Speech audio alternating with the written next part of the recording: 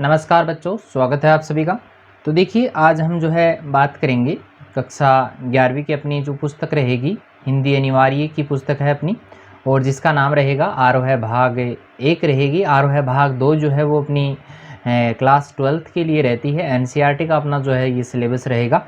ठीक है, काव्य खंड को लेके अपन बात कर रहे हैं। काव्य खंड में हमने जो है अध्याय 2 में जो काव्य खंड का जो दूसरा पार्ट है उसमें हमने मीरा की जो प्रश्न उत्तर थे उनकी बात अपन ने नहीं की थी, उसकी बात अपन कर लेते हैं। ठीक है, और अपने जो है 3-4 क्लासें इसकी 11वीं क्लास की हो चुकी हैं, आगे भी अपन जो है इसको जारी रखेंगे। ठीक है, और फर्स्ट ग्रेड है, सेकंड ग्रेड है, उनका भी सिलेबस जो है वो चल ही रहा है। 10-15 दिन से काफ़ी ज़्यादा प्रॉब्लम थी तो उसकी वजह से मैं जो है वीडियो नहीं डाल पाया। ठीक है, तो चलिए आज जो है वो शुरुआत करते हैं। देखिए हमारा पहला प्रश्न है कि मीरा कृष्ण की उपासना किस रूप में करती है, वह रूप कैसा है। यानी कृष्ण जो मीरा जो है वो कृष्ण की भक्ति करती है, उपासना करती है, वो किस रूप में करती है, कौन सा रूप जो है वो श्री कृष्ण का जो है वो अपनी आंखों में वो रखती है। तो देखिए मीरा कृष्ण की उपासना जो है वो एक पति रूप में उनको जो है मानती है। मीरा कहती है कि श्री कृष्ण जो है वो मेरे पति हैं। वह स्वयं को पूर्ण रूप से जो है वो कृष्ण के प्रति समर्पित होकर अपने आप को उसकी पत्नी जो है वो मानने लगती है।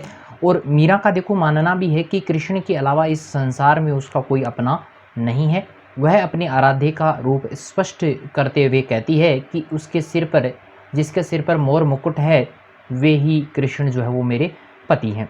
ठीक है, इस प्रकार की बातें जो है वो मीरा कृष्ण के प्रति करती है, उसकी भक्ति करती है और श्री कृष्ण के यानी पति रूप को वो स्वीकार करना चाहती है। चलिए आगे बात करें प्रश्न नंबर 2 को लेके कि भाव व शिल्प सौंदर्य आपको स्पष्ट करना है। पहली हमारी जो पंक्ति रहेगी कि अनस्वन जल सींची सींची, आंसुओं के जल को सींच सींच कर प्रेम बेली बोई, प्रेम की जो बेल है उसको बोया है, उसको बड़ा किया है। अब तक बेली फैली गई, अब ये प्रेम रूपी जो बेल है जो है वो फैल चुकी है। आनंद फल हुई, और इससे जो है मीरा कहती है इससे मेरे को जो है वो आनंद की प्राप्ति हो रही है। तो देखिए भाव सौंदर्य यहाँ पे सबसे पहले बात करते हैं कि मीरा ने अपने प्रेम को आंसुओं की धारा से सींच सींच कर पल्लवित कर दिया है। यानी प्रेम को आंसुओं की धारा से जो है वो सींचा है और मीरा को उसमें आनंद आने लगा है, और इस आनंद प्राप्ति के बाद अब उसकी कोई इच्छा बाकी नहीं रही है। ये तो हो गया इसका भाव सौंदर्य। भाव सौंदर्य का अर्थ आपको जो है वो सिर्फ इसका मोटा मोटा अर्थ जो है वो आपको इसका रखना है। आगे मैं बात करूँ इसके शिल्प सौंदर्य को लेके, तो शिल्प सौंदर्य में देखो आपको इसकी जो भाषागत है या रस संबंधी है वो विशेषताएं लिखनी है जो व्याकरणिक दृष्टि से बहुत महत्वपूर्ण होती हैं।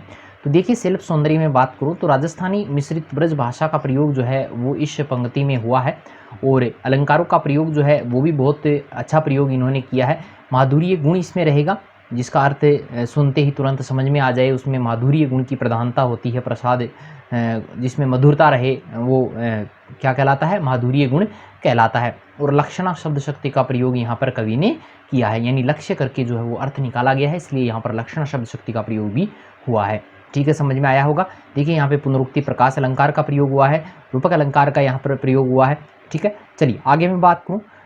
इसी का दूसरा पंक्ति जो रहेगी कि दूध की मथनियाँ बड़े प्रेम से बिलोई, दूध की मथनियाँ बड़े प्रेम से बिलोई, दधी मथी घृत दही, मथी यानी मथना, घृत यानी घी, काढ़ी लियो डारी दही छोई, छोई यानी होती है छाछ, छोई किसे कहते हैं, छाछ को कहते हैं। तो देखिए कवि जो मीरा है वो कहती है कि देखिए मैंने जो है भाव सौंदर्य को लेकर बात करेंगे सबसे पहले कि मीरा ने कृष्ण की भक्ति को मक्खन के समान महत्वपूर्ण मानकर प्राप्त कर लिया है। कृष्ण की भक्ति को किसके समान माना है, मक्खन के समान माना है, और उसे प्राप्त भी कर लिया है।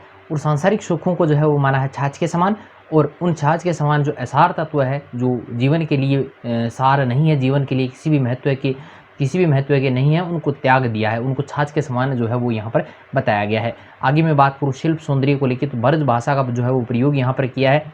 गेय पद ये रहेंगे, भक्ति रस का यहाँ पर प्रयोग हुआ है, प्रतीकात्मक शैली का प्रयोग यहाँ पर किया गया है, और प्रसाद व माधुर्य गुण की प्रधानता यहाँ पर रहती है।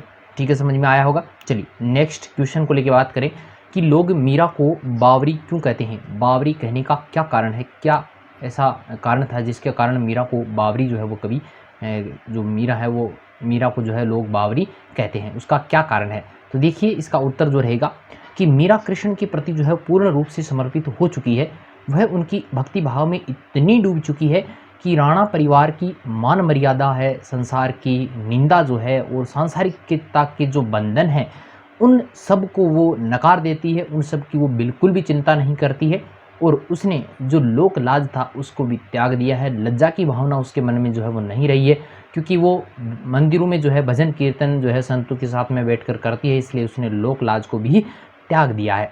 चलिए आगे बात करें क्वेश्चन नंबर 4 को लेके कि विष का प्याला राणा भेजा। राणा ने क्या भेजा था? विष का प्याला भेजा था। पीवत मीरा हंसी यानी हंसती है। इसमें क्या व्यंग्य छिपा हुआ है? कौन सी गहरी बात जो है वो इसमें छिपी हुई है? पाठ्य पुस्तक के ये प्रश्न है, क्वेश्चन नंबर 4 है। तो अभी तक अगर आपने मेरे यूट्यूब चैनल को सब्सक्राइब नहीं किया है तो जल्द से सब्सक्राइब जरूर करें, क्योंकि इस प्रकार के वीडियोज़ आपको यहाँ पर प्रतिदिन मिलेंगे, ज़्यादा से ज़्यादा मिलेंगे। हर प्रकार के वीडियो जो है वो यहाँ पर मिलेंगे। एसएसटी के यहाँ पर वीडियोज़ डाले जा रहे हैं, ज्योग्राफी है, पॉलिटिकल है, सबके वीडियोज़ आपको यहाँ पर मिलेंगे। तो अभी तक अगर आपने मेरे यूट्यूब चैनल को सब्सक्राइब नहीं किया है तो जल्द से सब्सक्राइब जरूर करें। चलिए इसके उत्तर को लेकर बात करें तो यहाँ मीरा ने अपनी परिवारजनों पर देखिए व्यंग्य किया है, परिवार वालों पर ही जो है वो ये व्यंग्य किया है कि मीरा के परिवारजन जो है कृष्ण की भक्ति में लीन होने के कारण, जब मीरा कृष्ण की भक्ति में लीन है तो उस स्थिति में देखकर कृष्ण मूर्ति के समक्ष जो है वो नृत्य करती हुई जो है उसको उचित नहीं मानते हैं। घर वाले मानते हैं कि कृष्ण की भक्ति में लीन रहना, संतों के साथ में भजन कीर्तन करना, उनके सामने नाचना, ये ठीक नहीं है, उचित नहीं मानते। राणा परिवार की इसमें शान जो है वो कम होती है। इसलिए राणा ने मीरा को ख़त्म करने के लिए देखिए विष से भरा जो प्याला था वो उसके पास भेजा है, और मीरा उसे जो है सहर्ष खुशी से स्वीकार करती है और हंसते हंसते उस जहर को पी जाती है। और कृष्ण की कृपा से देखो विष जो था वो भी अमृत बन जाता है। और यहाँ राणा परिवार की जो नासमझी है और जो अमानवीय व्यवहार है उस पर करारा व्यंग्य किया गया है। ठीक है, समझ में आया होगा पूरा का पूरा।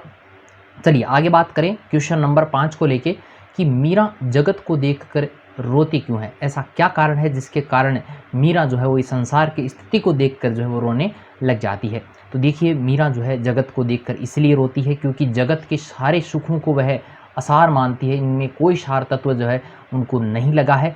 और लोग यहाँ माया जो मोह है, सांसारिकता के जो बंधन है, सांसारिकता जो है उसके जाल में फंस जाते हैं और अपने जीवन को निरर्थक बना डालते हैं, बेकार बना डालते हैं। इसलिए मीरा जो है वो इस संसार को देखकर जो है वो रोने।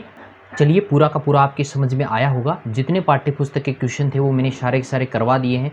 बच्चों की सहायता के लिए हमारा चैनल जो है वो हमेशा तैयार रहता है। हर प्रकार की परिस्थिति में जो है हम आपका सहयोग करते रहेंगे। ठीक है, तो मिलते हैं एक नई वीडियो के साथ में, एक नई क्लास के साथ में। तब तक के लिए धन्यवाद।